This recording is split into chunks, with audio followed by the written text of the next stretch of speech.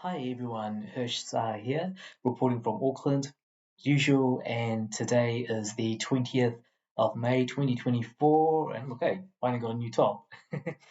It's actually very, very old jersey. Just wearing it as it's actually been quite cold today. Probably doesn't look cold in the video, but it's been very cold up here in Auckland today. As now we're in late May, and yeah, obviously pretty much headed for winter, especially here in New Zealand in the southern hemisphere.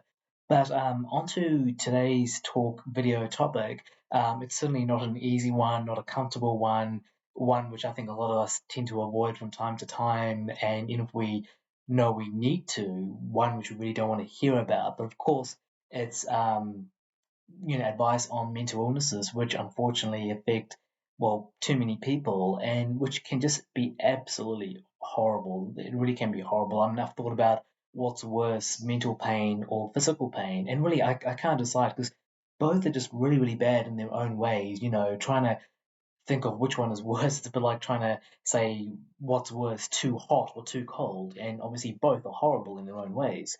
And I think, yeah, the same really goes for, comparing something like mental pain to physical pain. And it's amazing. You can certainly see how someone can lose the will to live if they're suffering unbearable physical pain, if they're very ill and in a hospital bed and really suffering, about to die or close to death. But even mental pain, even though it's all up here and the rest of your body can be fine, perfect. It's always been the issue for me. But my body's fine is what's up here that's not so sound. But even if your body's absolutely fine, you're perfectly healthy physically, and you have enough food to eat and all that. Um, just mentally, if things are not going well, it can really make all the difference, and it can make life absolutely unbearable despite your circumstances or your experiences. It's amazing how it all comes down to, what how you interpret it. And you can even be doing something incredibly fun, like going to a theme park or enjoying a holiday or enjoying a beautiful Christmas day at home with the whole family. But still, it can be horrible because, you're preoccupied mentally with something which is just ruining it all. Um, and you might remember, if I'm correct, in one of my first talk videos, I think talk video number 16, where does happiness come from? I was, repeating or regurgitating what I'd read in a book about happiness. And the book said, in terms of happiness, believe it or not, about 50% of it is from genetics, 40% is from the balance of chemicals in your brain, which, of course, what, medicines such as antidepressants are trying to get at, and only the remaining 10% is due to your circumstances, which I remember saying at the time I found very, very hard to believe. And I'm sure a lot of people would find hard to believe. And of course, that could be wrong, or other studies might say something different, but it's probably not, I think it's probably not too far off, say, give or take maybe 10 or 15% each way. What is, in terms of your happiness, what is genetic, what is due to the balance of chemicals in your brain, and what is, of course, due to your actual circumstances. Um, and as you know, between talk videos 31 and 32 on my YouTube channel, there was a huge gap where I didn't make anything for a long time because I actually got sick, mentally sick, due to idiot doctors and specialists screwing up my meds because I myself have suffered from mental illnesses like a lot of people, and I do take meds for it, and yeah, and my own meds were stuffed up by doctors and specialists, and then I kind of realized actually it wasn't so much them stuffing up; it was actually done for a bit of a purpose, a very very sinister purpose. And if you want to know more, I suggest you have a look at that talk video number 32 on my YouTube channel. Something, if I remember correctly, something what everyone with mental illnesses should know. But sort of continuing on from that, and even just very quickly on that, just be careful because in many countries, doctors and specialists really are pushed hard by drug companies to, just prescribe and therefore sell their drugs. And, they're paid commissions on the prescriptions, they're given, paid trips to here and there, all sorts of benefits, whether financial or not. And it's just horrific, it is disgusting. It is unbelievably corrupt. I mean, we hear of people who cheat others out of money, whether it's like, say, a dodgy salesman or what have you. But to actually do something like that, where you prescribe someone who's mentally ill, who's already vulnerable, when you prescribe someone who's mentally ill the wrong medication just because you're being paid to prescribe that medication, rather than giving him or her the right medication or the medication they really need, depending on their symptoms. And to think what the wrong medication can do. For example, the right medication can take you from feeling depressed to feeling okay, or maybe even good, and they'll be awesome. And that's the aim, of course. But the wrong medication can take you from feeling depressed to feeling extremely depressed, the other direction, the wrong direction, and extremely depressed, so much so that you might even consider, ending it or doing something really bad. I mean, those of us who become very mentally ill can unfortunately sometimes be prone to doing all sorts of bad things, from just staying in bed to, going out there, gambling away their life savings in one night, hurting other people, seeking too much of sex, or, drinking, doing drugs, or committing crimes, or getting very angry at those around them who they should really be supporting. The list goes on. Or, of course, what would ultimately be the worst thing would be committing suicide. And sometimes it's a bit hard for those of us who are fortunate enough to not have such mental illnesses to really understand that, because, sometimes you just don't know what's really going on in a person's head. And um, as I've talked about in other YouTube channels, sometimes people have huge disadvantages due to things that are not their doing or not their fault, such as a horrible upbringing or abuse earlier in life. And that's not their fault, and unfortunately, it can really shape the person they become or how they suffer, or how they respond to things. Different people respond to the same thing differently, whether it's losing money, whether it's losing a job, whether it's a breakup or being dumped. They're all horrible things, but of course, some of us are more sensitive than others, and just what it can do to us, what it can do to people. It's just, you'll be surprised how much it can vary, and it's really sad how much some people suffer because of things, even things which are not so bad, because of how they interpret it. How with their current, mental illnesses that they have, any or mental ailments, that there's also that, just how it hits them, um, a bit like, comparing a loss of say $1,000 and how much that would hurt someone who's very wealthy, comparing that to how that would hurt someone who's very poor. It's the same loss of $1,000 we're comparing to of two people, but it hits both of them very differently because of how much wealth they have already. Um, but yeah, so yeah, just keep in mind, like I said in that talk video number 32, what everyone, all those with mental illnesses should know. Just, unfortunately, we do live in a world where, people will do anything for money, or success, or to look good, or what have you. And sometimes doctors and specialists don't always prescribe the meds that are actually, suited to you. Of course, sometimes they make mistakes, and sometimes, yes, experimentation needs to be done to see if a certain med will actually work or not. And then, of course, further experimentation has to be done in terms of the dosage of that med. So there is that, but my advice would be, especially after what I've went through over the last few years, my advice to people would be to just, um, when you've been prescribed a med, it's really good to get a second opinion. Of course, that takes time, effort, and money, but it can really be worth it. Certainly much better than having the wrong med and becoming very sick as a result, and being very sick for what could be weeks or months on end.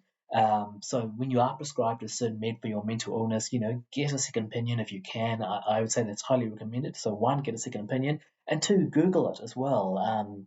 There's nothing wrong with just Googling it and seeing, what's in the literature, what's in the research about that particular med, how old that med is, what other people have had to say about that med, other people who have tried that med, what they've had to say on that med. And of course, you'll be surprised at how opinions can differ. And there's also Facebook pages as well on different meds, and basically Facebook groups where different people have tried that med, give their commentaries and suggestions and things like that. So they're also good. So keep that in mind when you're prescribed a med for a mental illness. Google it, get a second opinion if you can.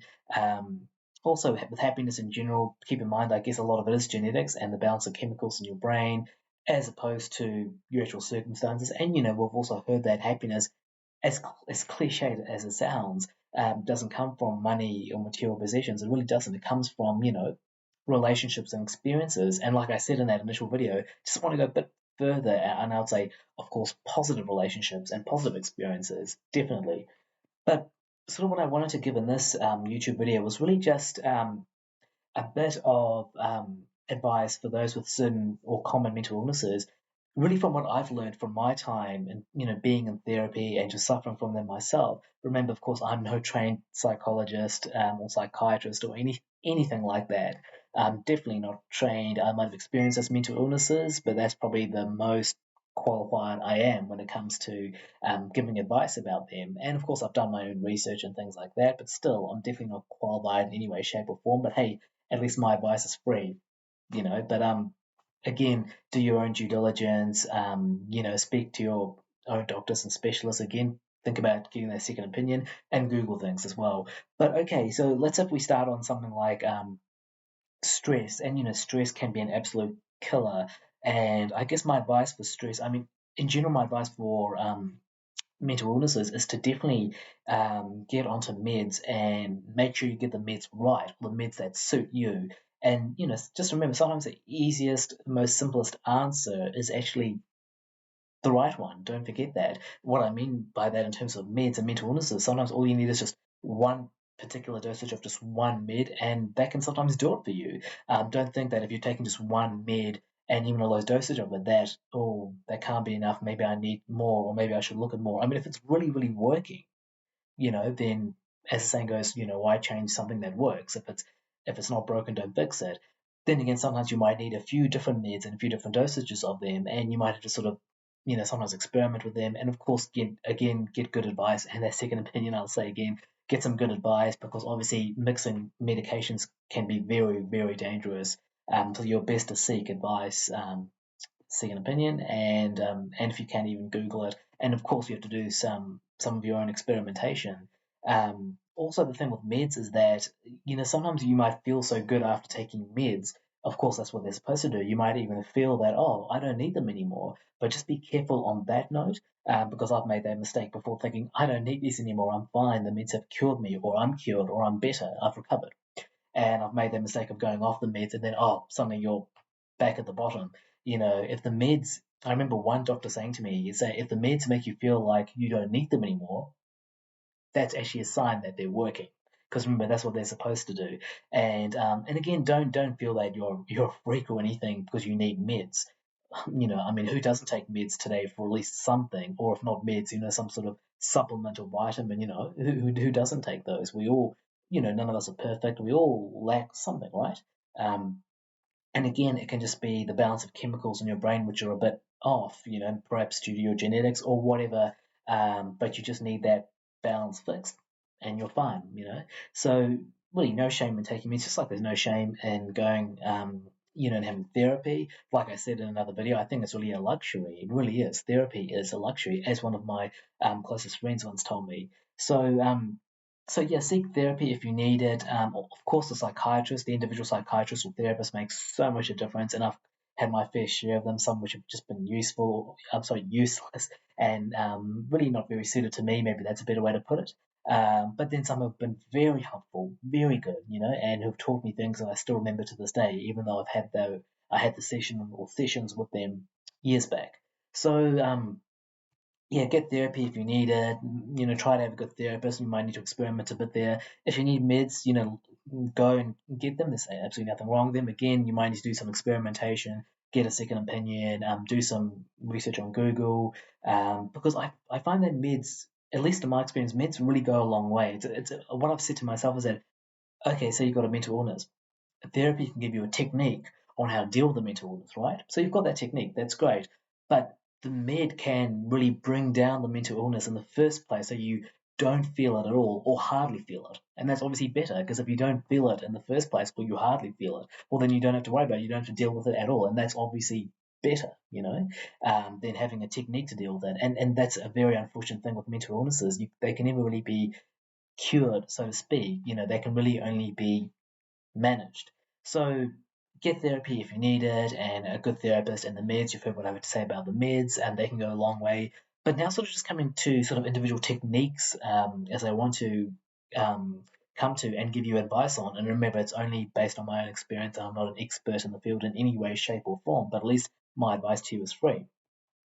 With stress, just try to relax. I know it can be hard, but take a deep breath, a deep breath, and just take it one step at a time. Simply making a list or having a calendar or putting a system together for doing things can be very helpful. Also with stress, prioritize. For me personally, it's been kind of a temptation to do things in the order of easiest to hardest, but um, sorry, it was actually that way, easiest to hardest. But like sometimes it's actually better to do things in order of what is the most, urgent to what is the least urgent, because that's really what it comes down to, doesn't it? That's really where it counts. So, take a deep breath, take it one step at a time, focus on what's most urgent, first do those, and then what's least urgent. And remember, not everything has to be done today. Not everything has to be done today. Not every day has to be hugely productive, That's stress. Anxiety, which is sort of, mental discomfort basically when you're worrying. And sometimes you would have noticed that some mental illnesses, they're not exactly the same, but they can sort of overlap a bit, or sometimes one can cause the other. Like you feel stressed about something and then you feel anxious, as a result, and it can sort of build onto it. Or you have OCD and that then makes you feel anxious as well, and then sometimes it makes you feel stressed too, because you're thinking of all the little things you want to try to sort out or put in place, or resolve, or take care of. But yeah, that's what you can do about stress. Anxiety, just again, just trying to relax. I think deep breathing, sometimes just trying to ignore it. I know it's hard, or just whatever it is, sometimes to even take your mind off of it. One very useful technique, I think, is just taking your mind off things, and as they say, going out for a walk, doing some housework, something that needs to be done, or just even work, something that needs to be done. For example, work. I know a lot of therapists believe, you might have heard about, um, a lot of studies showing that, in fact, we were actually happier in previous generations than we are now, even though today we're more affluent. And of course, I know those studies can be debated, and they can be even a bit controversial. And people say, oh, but that's only because back in those days we didn't treat mental illnesses. It would just be like, oh, hard enough. Whereas today we do treat mental illnesses. Whatever someone has is more likely to be diagnosed, and it's more likely to be brought out. Whereas back then it was less likely to be brought out. That's why back then we saw less of it. But and maybe there's some truth to that. But also another thing with back in those previous generations, we worked much harder, we had less free time, and at the very least, the hard work distracted us, it put us off a lot of things. So yeah, if you're feeling anxious, try to focus on something else, or get stuck into something else. Do some housework, do something that needs doing. Focus on something positive. Listen to a good song. Talk to a friend.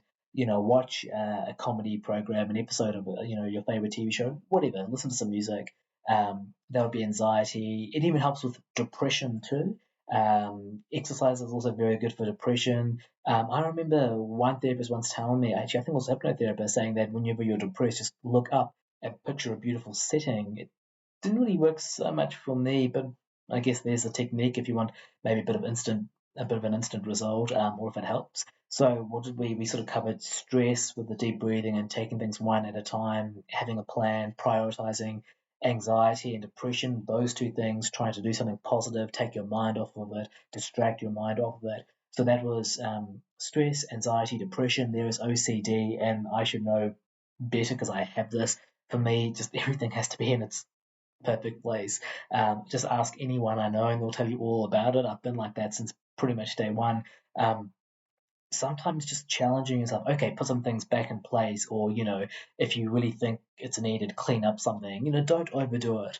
But sometimes when you actually ignore something, like okay, the one jacket in the cupboard was hanging on the coat hanger, and the coat hanger was backwards, whereas all the other were in the right direction. But just think, and of course you're tempted to switch it, correct it, but just think, oh wait, I ignored that. I ignored that. Leave it. Hey, it's okay. No harm done. Not the end of the world, and move on. And you think, wow, I actually ignored that. I actually ignored that. Challenge yourself. Ignore it. Not so much at once. Maybe build it up, but one thing at a time. Just ignore it and move on. I remember one, I think hypnotherapist saying to me, say to yourself, yeah, I could do that, but I choose not to. It's a bit like even with work. Some people feel guilty when they're having time off, and of course we shouldn't. We all need time off every day. I remember one therapist saying, and remember, every day you just need a bit of self care, whether it's just lying down for a good half an hour or 1 hour, or watching some TV or whatever you like to take your mind off. Every day, everyone needs a bit of self-care, and don't feel guilty. And again, you might think, oh, there's that task, that work task I could do. I mean, it's not due for a few days. I guess I could do it. There is enough time. And of course, if I force myself, I could do it, even though I've already worked pretty hard today. But it's like, no, no, no. Say to yourself, I could do that, but I choose not to, and just ignore it and move on. And you might actually feel better as a result. So I guess that's sort of OCD. So we had stress, anxiety, depression, OCD. In the beginning, I told you about getting meds under control and therapy if you need it, and just reminding you that mental illnesses are more common than you think, and there's absolutely nothing wrong with coming out about them, and definitely nothing wrong with having them treated. What else is there? One issue I had was just sort of like a constant fear of making a mistake, or missing something or forgetting something, and really it's just best to just relax. Don't overthink things. Don't stress too much, because the more you stress, I'm not going to make a mistake, I'm not going to make a mistake, I'm not going to make a mistake, I'm not going to make a mistake. Chances are you obviously will make a mistake. As they say, don't picture a pink elephant, don't picture a pink elephant, don't picture a pink elephant, and what will you end up picturing in your head? You guessed it. So try not to stress so much over that. I know it's hard, but try not to stress so much over it. Just be relaxed. It's actually when you're relaxed that you're in the best position to do work, really. Just be relaxed. I remember a therapist telling me in terms of that fear of making a mistake or forgetting something or missing something, which I have. Just relax, do it, and when you check things, check them once. Check once and then move on. That's it. you know, do it in a relaxed fashion. Don't rush yourself, because that's when you are more likely to make a mistake. Don't stress yourself. Again, that's when you are more likely to make a mistake. Just be relaxed, and that's the best way to do work. And that's when ideas will come to mind, and things will come to mind as well. Things that can help with your work. So just be relaxed. Check it once and move on. If it's something very important, like say if you're paying transactions, paying invoices electronically, and there's amounts of money involved, there's invoice numbers involved, and of course there's bank accounts involved. Yes, for something like that, I would check it twice, and I do that myself. I really check that, because those things are very specific, and it can be unfortunately very easy to make a mistake there. So something like that, you probably want to check twice. But in general, just be relaxed when you do things. Don't stress yourself. Check it once, and then move on. And just tell yourself, you're human. You will make a few mistakes here and there, but so does everyone. 100% of human beings make mistakes now and then. There's really nothing wrong with that. It actually means you are normal. So that's sort of the fear of making mistakes. Trying to think what else, just sort of from what I've learned in my own past, dealing with mental illnesses and the therapy that I've had for them. Obviously there's things like, yeah, make sure you get enough sleep and exercise. What else was there? Yeah, when you're thinking through things in your head, try not to sort of go over it again and again. It just sort of can you think it might reinforce it, but it can sometimes actually reinforce the repetitiveness of it. Try to just go over things once. To be honest, I would say if it's very important, or if it requires a lot of thought, maybe twice, or you need to go through it once, thinking to yourself, yep, yep, yep, and then it's kind of in the end you kind of do like a quick summary in your head, if you know what I mean. That might count as twice, but so be it, and that's what I try to do, but not more than that, unless it's very important, or again, it's something that requires a lot of thought. Think through things once, twice if it's very important or detailed, and then sort of just a quick summary at the end. I find that works very well for me. And I think is don't worry about small things like small inconsistencies or small bits of dirt somewhere or dust somewhere or damage somewhere. Just don't let small things bother you. Again, that's one thing a therapist told me. Another thing with me, and I think maybe this goes for more people than we thought, or more people than would like to admit to it, is sometimes you feel guilty about things you've done in the past that you felt you could have done better, or even sometimes when you didn't quite play by the rules, or you simply did something wrong, or made a mistake, did something wrong, maybe cheated someone in some way, or did something you really shouldn't have. And the reality is, we all do those things. And I remember seeing one therapist, and we went through a bit of a system, which I think for me worked out really well. Was that just say that you are. You don't even have to say it to them, but at least to yourself, or if you like, to those above. Say you are sorry and mean it. And mean it. I mean, it's one thing to say sorry, but it only counts if you really mean it. Say to yourself, I am sorry for what I did in the past, those things. I really am sorry. I will use it for good in the sense that I will strive to learn from it and ensure it never happens again. I'll do my best to make sure it never happens again. So one is I'm immensely, I remember actually counting it on my fingers because it was 5 things. It's like one, I am immensely, truly sorry for that. I say to myself, I'm sorry for everything I've done which is bad and wrong.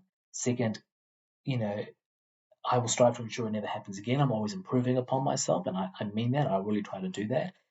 Do I need to face those that I've wronged? Well, I remember one therapist saying no, because it would just sort of be impractical and it could actually turn against you because it's like you're bringing up the past and it could seem a bit odd and all that. And maybe you're just doing it so you feel good. But no, you don't have to really face them because it could carry those problems with it. So keep that in mind. Fourth is I wish all those I've wronged and done badly to all the best for all to come. I really do. I really do. And if you mean it, I think that does help. And fifth, another very good one is, I'll strive to make up for the wrong that I've done. And I guess that's as humans, or even as a human race, that's how we can, that's how we can do things. Unfortunately, some things do go wrong, and someone does suffer. But at the very least, even if it's not always practical or easy, or even possible to sort of repay them or get back to them, especially if it's someone who really suffered or whatever, we can at least ensure that it never happens again. So we save so many people in the future, if you know what I mean. And that's something you can do as well. Make sure it never happens again. But sorry, that fifth one is really try to make up for it. And there's so many good things you can do to make up for it. Like I've said in previous videos, doing your part for the environment, being nice to other people. Like I had that list of nice things you can do, or giving also so many ways you can give back to without spending a cent. In terms of money, of course, you can donate to charities that you believe in. There are many ways you can give back. You do your part for the environment, and if I haven't said that already. So sort of in terms of things you've done bad and wrong in the past, if you do feel a bit guilty for them, because sometimes that does hit me. Yeah, again, remember just to reiterate, say you're sorry and mean it. You'll strive to ensure it never happens again. You don't have to face them because it wouldn't really be practical. It might not really address the situation. It might make it worse, and you're really going to be doing it for you, if you know what I mean. And you don't really have to do it just for you, or they might seem as greedy or selfish. The fourth thing is that you wish them all the best for all to come and much, much more, and you really mean it. That's good. And of course, the fifth way, strive to make up for it in some way, doing good for others, and yeah, it's a bit like karma, a good deed can erase a bad deed. Even if that's not true, yeah, I'm not sure if I believe in karma myself because I personally think that if karma was real, the world would be a much better place, a much, much better place because people would basically get what they deserve, right? Whereas we don't see that happening very often, unfortunately. But you can say it for yourself, your own belief, that yeah, good deeds make up for a bad deed, and obviously the aim is to do as much good as possible and to absolutely minimize the bad, and you can make yourself at least overall a very good person by doing so. And again, don't forget, we're all human, we all make mistakes, we've all committed sins, we've all done bad things, but it's about acknowledging them and just again going through those 5 steps, apologizing for them and meaning it and trying to improve yourself in the future and making up for it and all that. And those who have you wronged, wishing them all the best for all to come and moving on. And even on the flip side, those who have wronged you, I remember a therapist saying, no, forget about revenge. Really, forget about revenge. Don't be vindictive. Don't try to get revenge on others. Take the lesson from it. You can really benefit by taking the lesson from it. Take the lesson from it and move on with that and be the better person. A little bit like Mahatma Gandhi would say, be the better person. Because when you retaliate or when you try to get revenge, it just puts you down to their level, doesn't it? And say to yourself, no, I'm above that. I am above that. I don't try to get ahead by putting others down. At least not intentionally or not anymore. If someone does that to me, I really take the lesson from it and I react in a good way. And because I'm above them, I'm above that. So that's a way to look at it.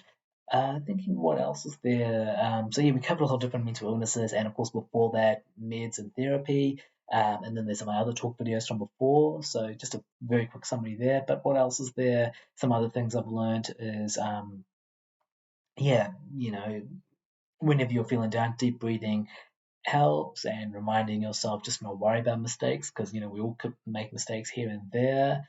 I remember a therapist telling me, remember one thing: there's no such thing as failure, only feedback. And I think that I put that in another talk video from ages back.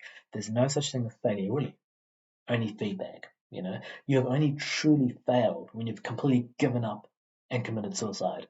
That is when you have truly failed. Otherwise, there's no such thing as failure, only feedback.